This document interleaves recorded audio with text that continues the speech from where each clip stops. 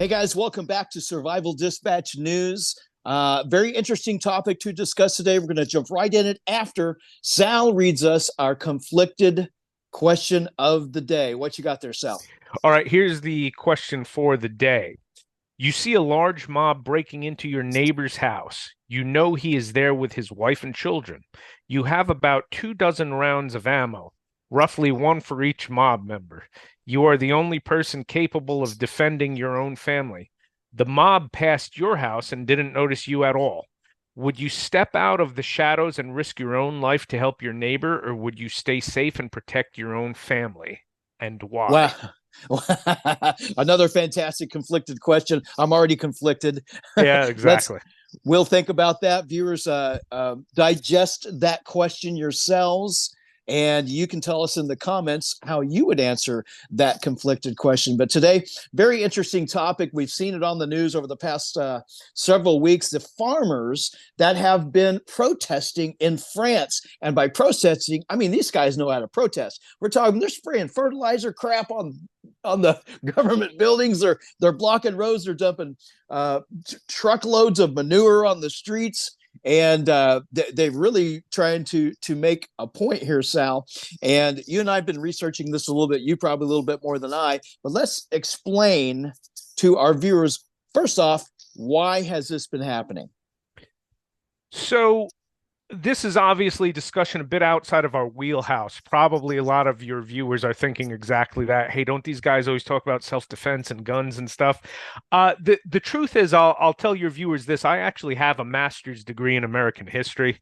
So not that I necessarily did a lot of research in agriculture or farming, but I also actually grew up in an environment surrounded entirely by the agricultural community. So put the two together and it's actually not so outside of my wheelhouse. I'm pretty familiar with a lot of the political issues that involve this. Now, Europe in this regard is like in so many things, unfortunately, even further left than the United States is with policy. Right. So we're Right. seeing things happening in Europe that unfortunately we all think to ourselves, probably soon to rear its ugly head here as well. They're just further along with a lot of these issues. I want to tell you right there, you're onto something, because we've seen so many things happen overseas that have migrated their way over to us. So 100%. Yeah, absolutely. So let me start with this, Denny. Again, relying on my own experience as well as just, my own academic interest in such policy issues. Farming in general, even in this country, and again in Europe, it appears to be even worse, but farming is a very heavily regulated industry. And I don't think a lot of people realize that. That again is something that coming out of the New Deal, okay, which was pre-World War II, Franklin Roosevelt put in this whole federal program to rebuild things. And of course, it's not the New Deal that rebuilt anything. It's World War II that rebuilt our economy, right? But a lot of these programs that went into place affected a lot of industry, one of which was farming. So farming has really been heavily regulated since pre-World War II, since the Great Depression. Till now, in our own country, farmers are subsidized for certain things that they grow or do not grow. So, for example, where I grew up in the South, most farming was actually agricultural, not so much cattle farming or livestock farming. It was mostly in the area that I grew up, agricultural, and farmers are actually subsidized money to not grow certain things every year. For example, tobacco being a real cash crop, they get a certain allotment of a certain number of acres that they can grow tobacco each year, etc. So it's very heavily regulated. And we've hit a tipping point now, again, Europe being further down the road from us, that the regulation is really crushing an industry that has always struggled due to so much regulation. And now, with insane schemes like the Green New Deal and all these absurd leftist ideas being pushed, are only making it that much worse. And it's a serious issue because it's very dangerous. I don't think people realize how fragile our supply chain actually is when it comes to the food we eat.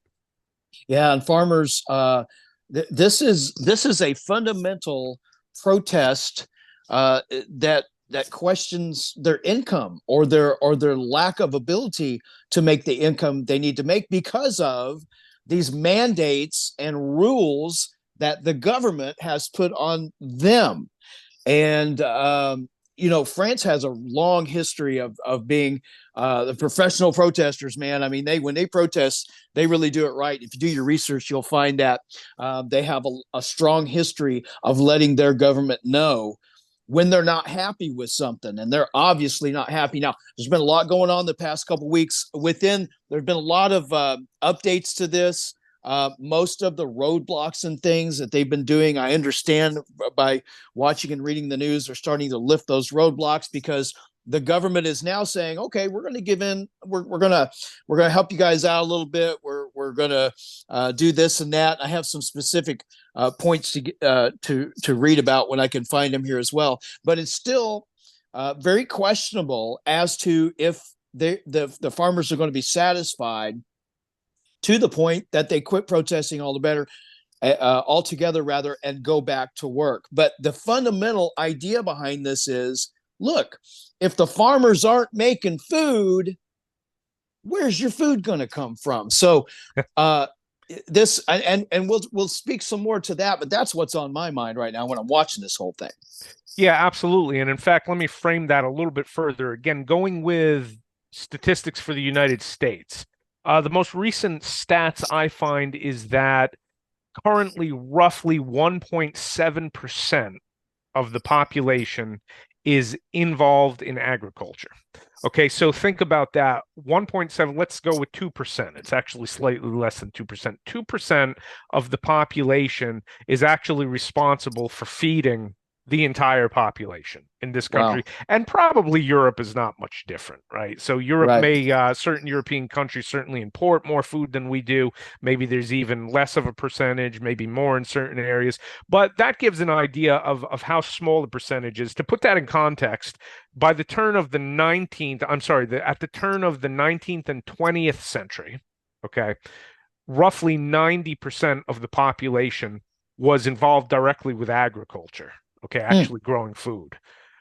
Okay, now 100 they had to be. They had to be, right? Without the technology. Now, because of our technological advancements, tractors, machinery, all this kind of stuff, okay, we have less than 2% of individuals growing the food for all of us. And it's such a heavily regulated industry that is just constantly not only faces all of these struggles due to government regulation. But one thing that amazes me is how little respect the general public gives to farmers. Other professions that are greatly respected, doctors. Yes, doctors are important. Guess what? Without farmers, we'd all be dead a lot faster than without doctors, even, right?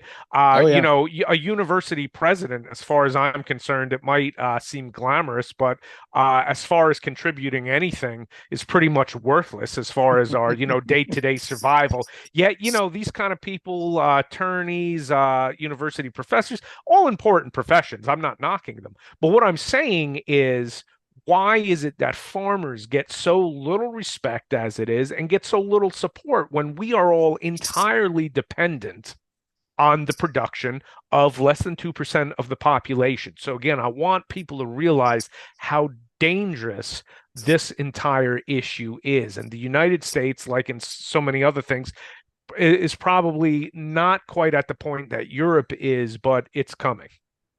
Yeah, for sure. And we're talking about, they're not getting paid enough.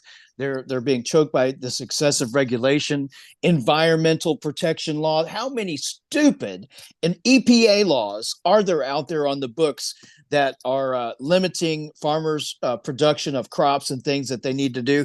And I can't help but thinking down the road, maybe the government knows that they can use this sort of as a weaponization tool against the general public to make us give in.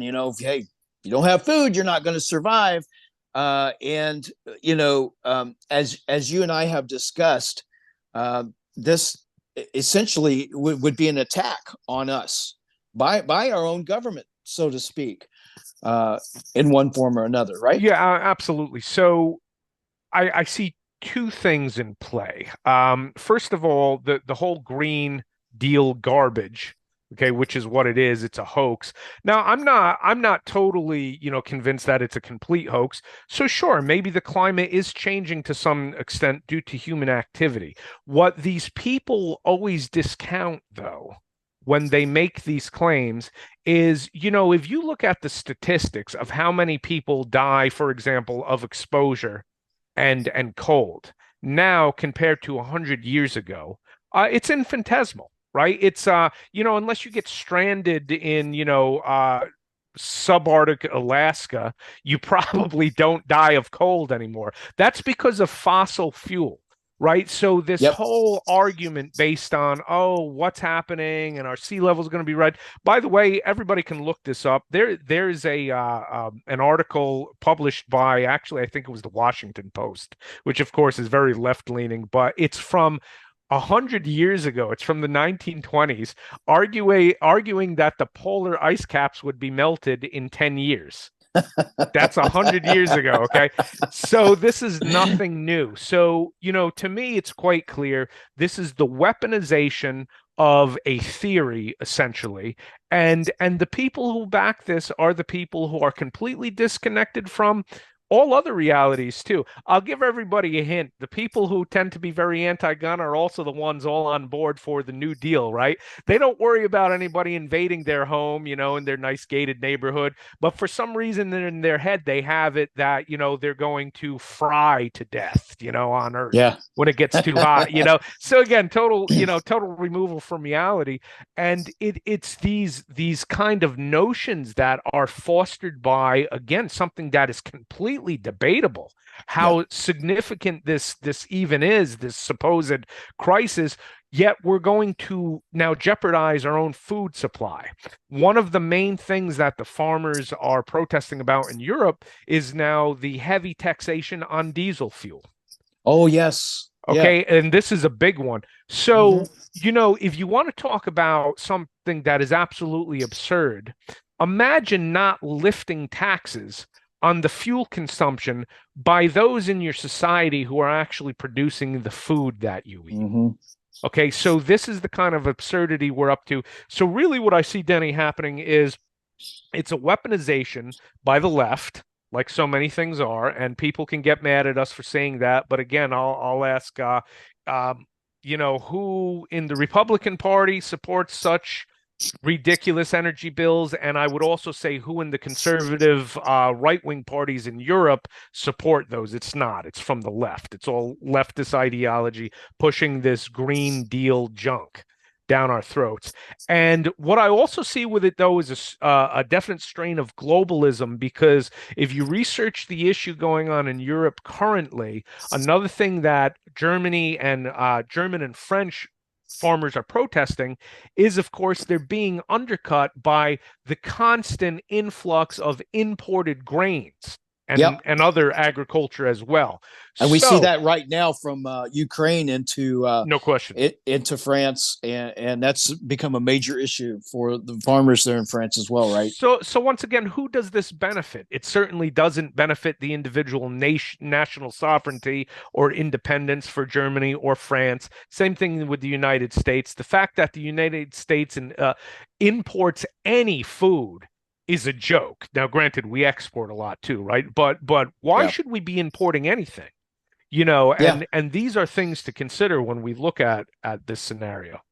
Yeah, I think the same people that want to enforce these stupid EPA laws and suddenly make certain things at home illegal, certain, like you're telling me about, attacking certain forms of independence, like banning wood stoves, for instance, and things like that, are the same folks that don't want us to be producing our own fuels based on fossil fuel and that sort of thing. So are they, do you think, in your opinion, is this going to be rectified? I need to ask this. Do you see this as clearing up? Is this going to be fixed? They have these large imports from Ukraine, and they've taken off they've waived a lot of their taxes and duties, they call them, and quotas, to be able to bring in cheap stuff. and taken the jobs away from the native farmers in that country. Do you think this is going to clear up, or is the French government going to fix this? Because it's spreading. We're seeing this in Brussels. We're seeing protests in pardon me, Germany as well, like right now. And I mean, it seems like it's just going to keep spreading if it's not fixed in France, for starters, because all eyes are on France right now with this, and I just don't know. Well, probably to some extent, they're going to make some kind of compromise just to get, the hundreds of thousands of tractors off the roads, in protest. But again, the long-term game plan is a total, globalist economy, a globalist structure that even food production, okay, individual countries within Europe, they're looking to eliminate the actual sustainability of the individual countries themselves. I don't see what the other explanation could be.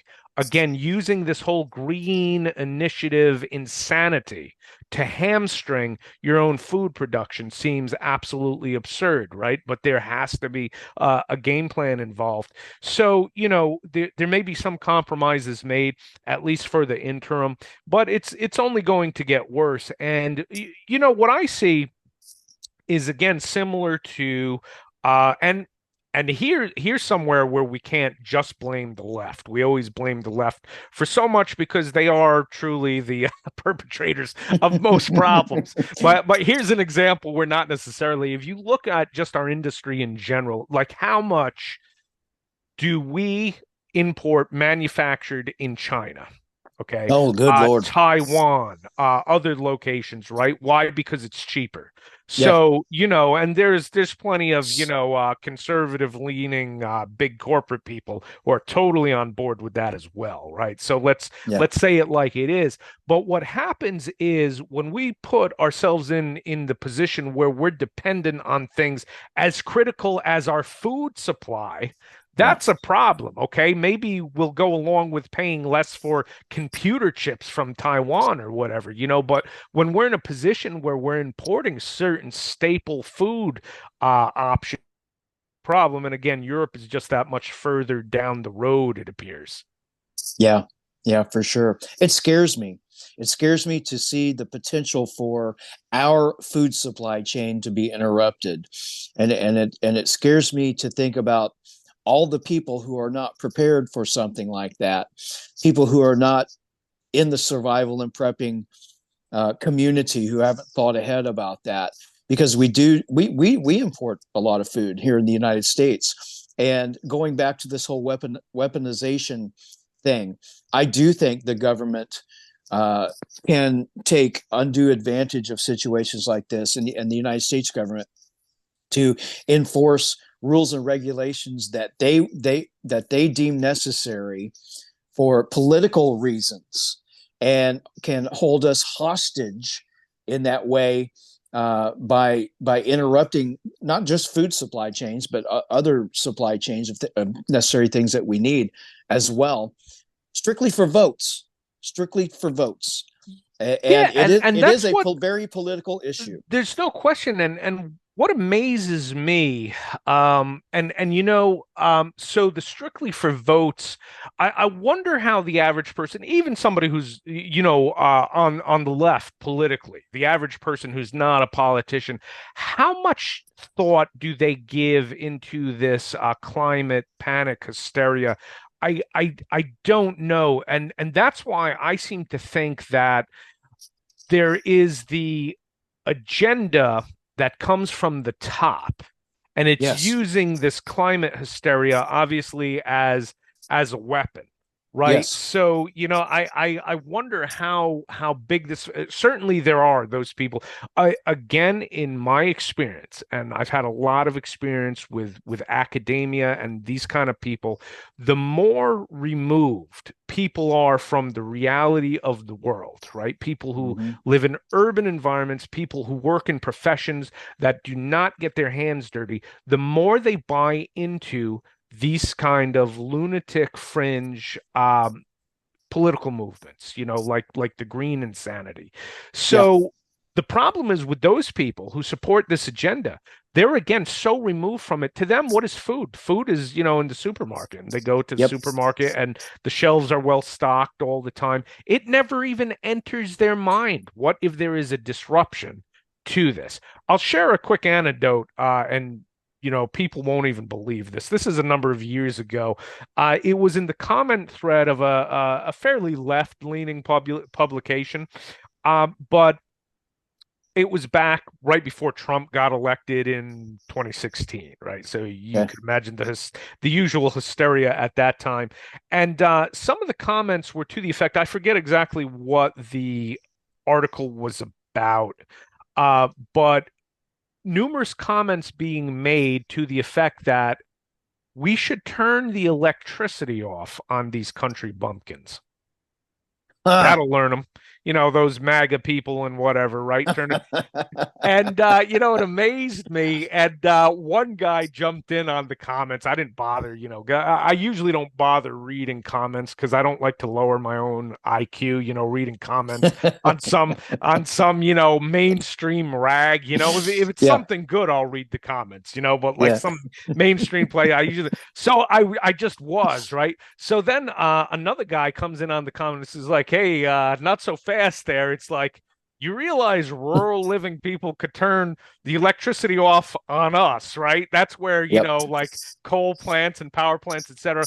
And see, that is a perfect example, right? Just an anecdote, but that's a perfect example of the mindset that these people have. They Yep. think they are somehow all powerful, that they just bestow the little people, with their magnificence, and total removal from, hey, your power comes from rural people and it comes from fossil fuel. Yep. Your food comes from fossil fuel. Your food comes from all of those, MAGA people that you detest. Yep. And they just think nothing of it. So the fact that we see policies like this that crush literally the lifeblood of the common people does not surprise me in the least. Yeah, me neither. And it leads me to the next question. What can we do to help educate people and communities, individuals, families, groups of people to be prepared for interruptions in the food chain, to help them to remain independent here in the United States if something like that should happen? Yeah, I think we need to think at the community level. People who live in more rural areas are very fortunate, obviously, to begin with when it comes to all strife. It's the larger the urban environment, the more strife-ridden it is with any kind of civil unrest. Or should we be looking at food shortages? Obviously, who's going to starve first? I'll give you a hint, not the people outgrowing their own food, right? In Yep. the countryside. So if we look at a community level, though, this is where I think something that even serious preppers, not all, but most, probably fail to take some action is network with the farmers in your local vicinity. I like that. Get to know these people. And I think as things get more and more crazy at a community level, because we always think about, mutual assistant group, that's going to be you and a few other homesteads of people, that kind of thing. Yeah. Thinking beyond that, if you're in like a small town in the Midwest or Appalachia, know the big farmers, and maybe start having a community plan where, hey, how can we look at stocking fuel in case there's fuel shortages so that we can Mm-hmm. continue to produce food? And how Mm. can we, have that, forget we're no longer going to, if things get bad, okay, we're no longer shipping food up to Chicago. The food Yep. that our local farmers are producing are going to feed our local people, and That's it. It's have plans interesting that you and say that. plans in place. I'm actually in Southern Illinois right now as we're talking to each other, down in farming community here, and surrounded, very rural kind of area. I split my time between here and Florida, and and I can imagine this happening in my head as you speak about. You're really talking about a bigger picture here. It's not just about being a prepper and stocking up.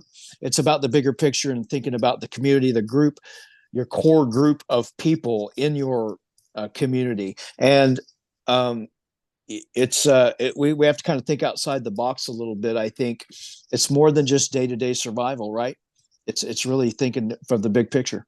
Well, as our society continues to deteriorate, which it is, I don't think how we can't say it any other way, as the country fractures, which, depending on how long or short that process takes, I don't know. But essentially, people are self-selecting and, segregating themselves into basically what we can consider I don't know how we'd even put it, conservative and liberal. I hate to defile the term liberal. Yeah. Conservative and leftist maybe. And as that continues to happen, the people living in reality are going to move into the smaller towns, right, where they have the capacity to grow food. And when things get bad enough, then the people still living in the urban utopias who, push the Green New Deal and all the other stupid ideas that people like AOC have, they can enjoy having no food in their big cities, I guess. And Yeah. it's really that's what I foresee happening unless people start waking the hell up and come to their senses. Yeah. These are the same folks that thinks it's okay that we're no longer a sovereign country and Hmm. are just fine with our open borders, which just aggravates the hell out of me. We speak about that a lot here on Survival Dispatch News. But so narrowing that box down a little, let's talk about what we can do as individuals, as families, as small groups to be better prepared for emergencies should they come about, as it pertains to the initial things we need to survive, like food. Yeah, I mean, I think what's happening in Europe is just another reason to really consider your food preps. I mean, having significant food storage because, it's not always, Mad Max world and end of the road, people running around and on dune buggies and loincloths and stuff, right? It's more realistically, it may be disruptions, but maybe prolonged disruptions. Yeah. And one thing I tell people, the more self-reliant you can be, it means that right in the middle of the worst of it, because just think if there's a serious disruption in food, imagine what especially urban and suburban environments will be like. Oh man. Imagine the pandemonium when we have a supply chain that averages about 3 days in any big city, you've got about 3 days worth of food. That's it. Yeah. Okay, with everything in back of the store, etc. So if the trucks start rolling, you've got about a 3 day window. So if something drastic happens, do you want to have to go to Costco while everybody's rioting and killing each other for the last scraps, right? If you're independent, if you have 3 months or 6 months worth of food in your house, then you can ride it out and you don't have to deal with Yeah. the madness when it happens. So when we see these things happening at a global level, we see what's happening in Europe now, right? Wouldn't be surprised if soon to follow, we see more and more worse regulation on farmers here. The better supplied you can be your individual household, the easier you can ride out those kind of incidents or disruptions to the supply chain that will occur. Yeah. Interesting. You just made a statement that makes me ask the question: do you really think the United States government would let this happen here in this country, seeing what's happened in France, and be willing to suffer short-term supply chain interruptions for the sake of politics? Well, if we're referring to the current administration that is literally fostering an invasion of the country, I would say that the last thing on their mind is the well-being of their actual citizens. So anything that they can do to this is, I hate to always come back to this. No, actually, I don't hate to. I always come back to this. It's all about the guns. It's all about the guns. So when you look at every other topic that we cover here at Survival Dispatch or anything in the preparedness community discusses, why does the left detest civilians being armed? It all comes back to this. Imagine what they would do to us if we were unarmed. And I Mhm. always remind people of that, right? And that's Oh why boy. Europe is always so far ahead of the curve with all of this insanity. They're that much worse. They have an entirely unarmed population. And if Yeah. people don't think that matters, you're being naive, right? I remind people of the pandemic, where in Australia you literally had like stormtroopers walking around arresting people who were out without masks or who were Yep, gathering outside, I etc. remember. What we saw here was we saw some bad stuff, but nothing like that. So the fact that we have a heavily armed population is the single greatest barrier we have to this kind of tyranny that we see all over the world. So everybody needs to remember that. And that's why, though, the same people who want to flood our country with illegal invaders, the same people who want to disrupt our food supply and make us more dependent on global systems, they're the Yep. same people who want to take your guns out of your hands. And I want Yeah. everybody to remember that. Yeah, no, I believe that 100% as well. It makes sense. It doesn't make sense, but it makes sense, that concept. And those are the people that are causing these catastrophes Mm-hmm. in the United States and around the world. That frame of thinking, instead of thinking for the greater good and Yeah. using common sense for us as a people. Denny, a reminder to people, if you look at last winter, what happened in England, okay, fuel was so expensive, and then there's fuel rationing as far as natural gas for heating homes. People, can't make their homes warmer than 50, 55 degrees. Right. And Yeah. that was rampant. Again, do the research. The mainstream press doesn't like to talk about that, right? But everybody Uh-huh. do your research, look into that. Fuel, natural gas, so exorbitant the prices that I ask my fellow Americans, do you want to live in 50 degrees all winter? Because AOC and the Democrats want to force the Green New Deal down your throat. So Yeah. it's an honest question. So, Yeah. if that makes me right wing radical, I don't know what to tell you. If being a right wing You're such radical, a radical, I Sal. know You're so you radical. actually want to stay warm in the wintertime. What's wrong with you? What a right wing. So that's the kind of absurdity we're talking about, but it all goes hand in hand, right? So this is being used to destroy entire societies. This hysteria about something that's still, Yeah. oh, scientists all agree. I know lots of scientists who don't agree with this.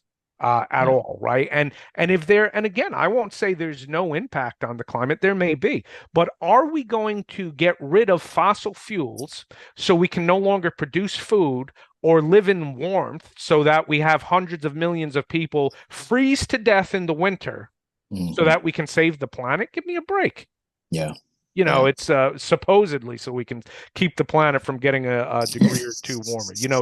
So people need to stay grounded in these debates. I'm all for doing what it takes to clean the planet up.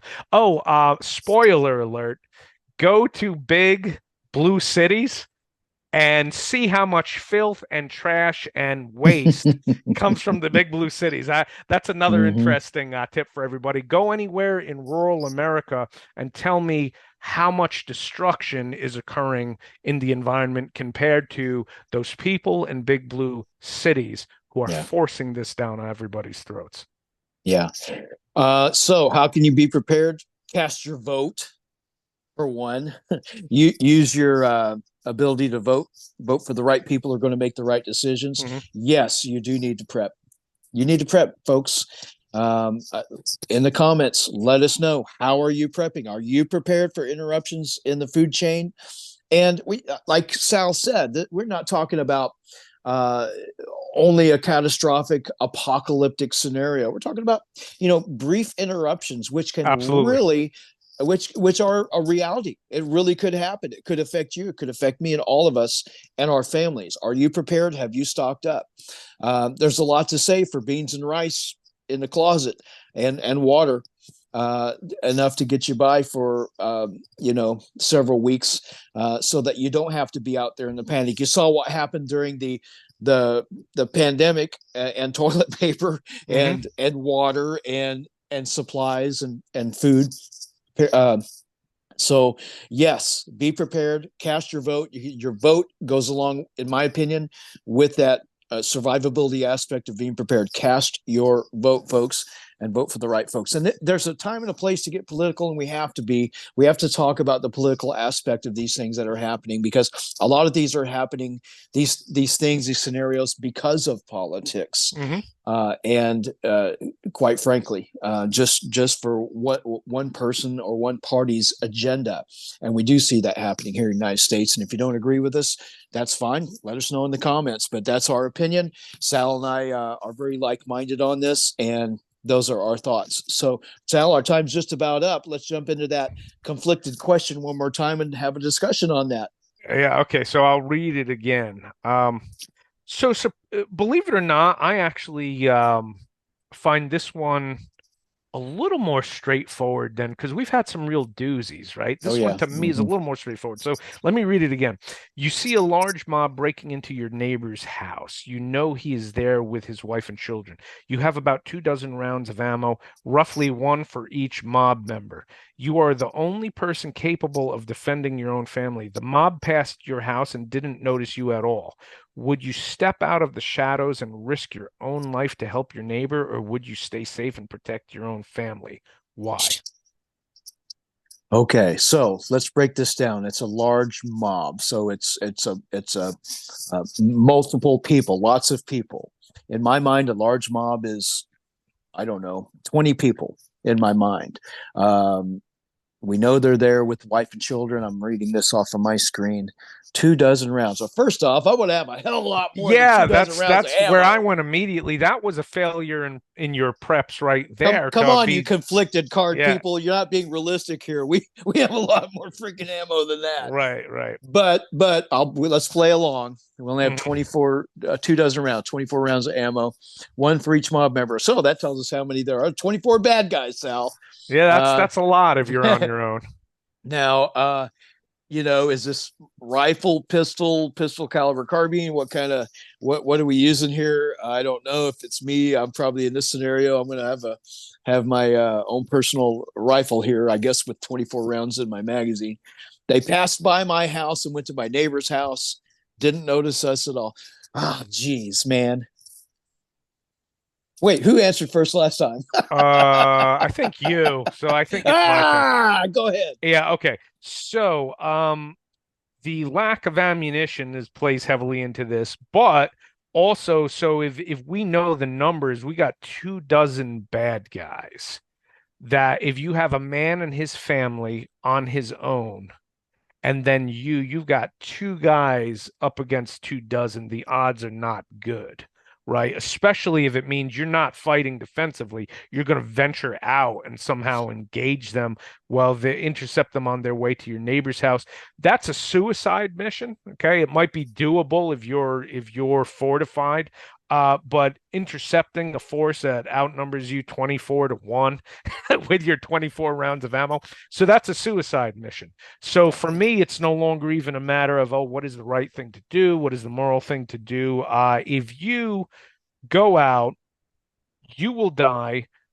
Your friend's household will die. And then by you venturing out, you've now given away your position and your family will die. So does his family die or do both families die? To me, it comes down to that's why I said to me, this is more straightforward than most. I would hunker down and hope they pass by without noticing us and be prepared to put up the best fight I can if they do.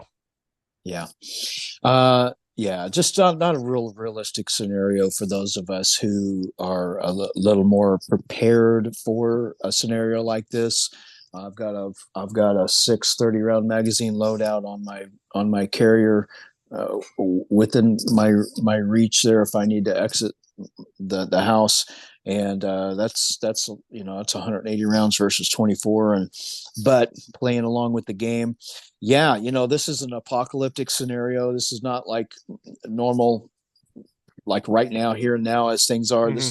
This is the grid is down, the apocalypse has happened. It's each on their own, and at this point you do have to think about your survival and the survival of your family, your little core group that you're protecting.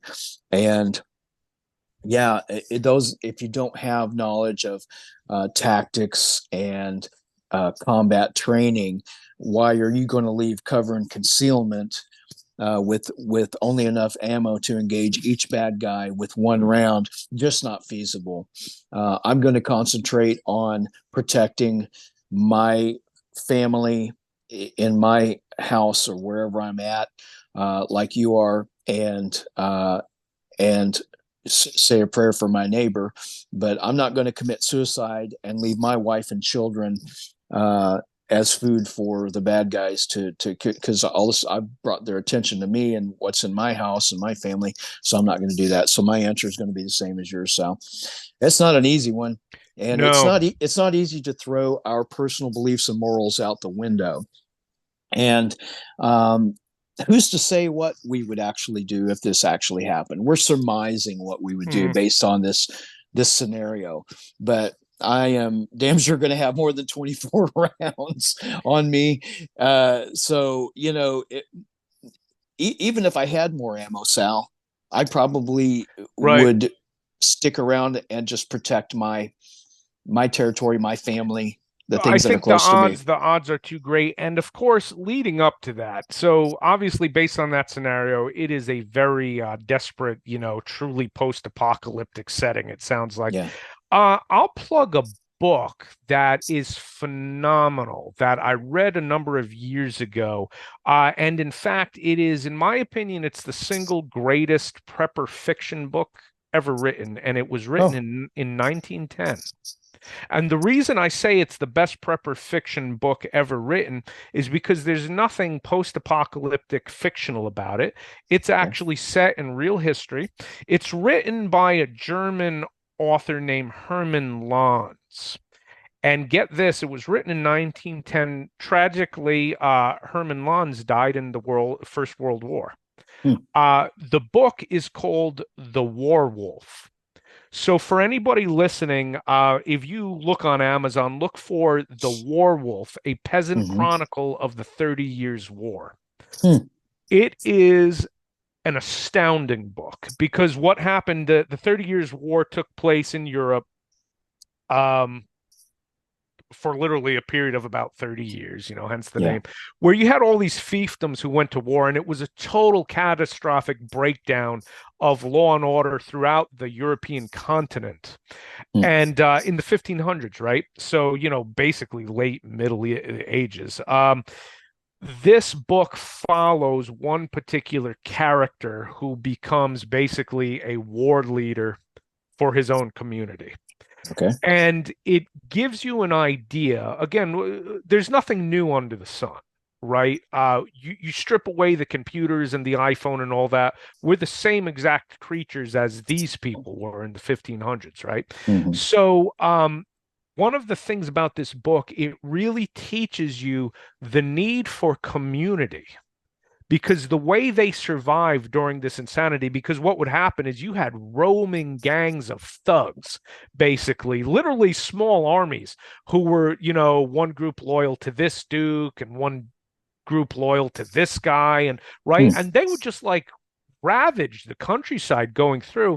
And it's about this particular community, like 100 homes or 150 homes, and the farmers that banded together and the way they work to protect their community. And if you want to read real prepper nonfiction, right, it's it's fictional, but it's set in real history.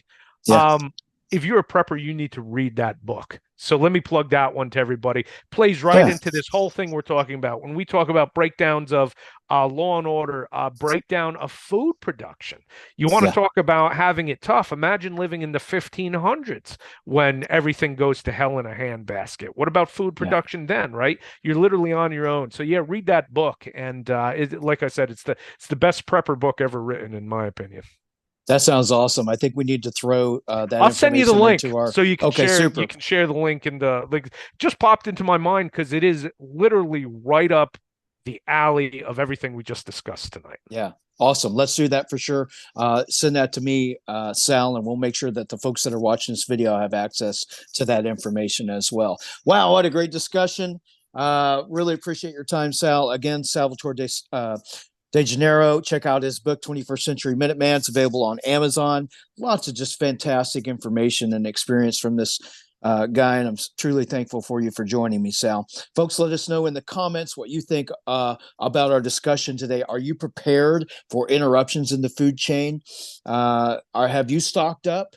And if so, what are you prepared for? How long? How long can you survive? Do you grow your own food? Do you know how to grow your own food? Do you even have the capability to do that? That may not even be a scenario for you. We'd really like to know what kind of situation you guys are in, and what advice would you give to the other folks? Because everybody reads the comments here, and sometimes we get some very interesting comment chains going with some really interesting and sometimes entertaining information as well. Also, let us know what you would do in this conflicted scenario with the large mob breaking into your neighbor's house. What would you do? Let us know in the comments. Thanks for watching, guys. You've all been fantastic. Our views and our subscriptions are growing day by day. You can help us out. If you haven't, hit that subscription button, like, subscribe, comment, and share. Thanks for watching. Until next time, be safe out there, and we'll see you again soon.